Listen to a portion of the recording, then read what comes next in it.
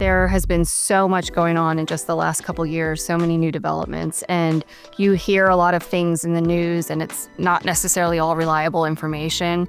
And people were just, I think, really surprised of all the nuances and all of the effects of, well, if one thing happens and there's a new development, that has a ripple effect and changes, four other things that you thought you knew about how college athletics work or you're supposed to work. So I think what we wanted to get across, or at least my role in it, was that in this situation, athletes, schools, collectives, all of the interested parties really just need to get qualified expertise. They need to get the right advice, whether it's related to tax consequences or insurance issues or employment issues or even immigration issues, which are impacted by NIL, like F1 visa status. There's so many issues. And I think that we wanted to just get across that you can't possibly learn about all of it in 30 minutes and you can't learn about it in 30 days. And so you really need to consult with the appropriate, authorities, I guess, on the different issues. I always say communication is number one,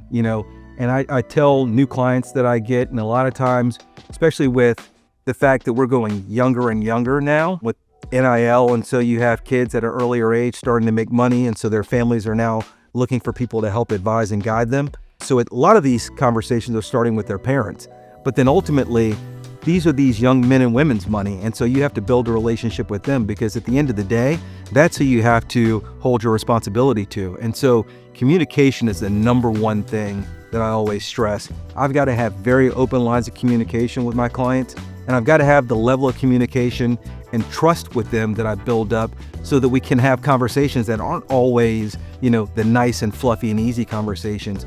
You have to get to a point where they trust you enough that you can tell them things that they don't want to hear, and they don't get mad at you for saying it. They may get mad at the situation because they're not able to get what they want, but they understand that because you built up that trust with them, that it's coming from a good place.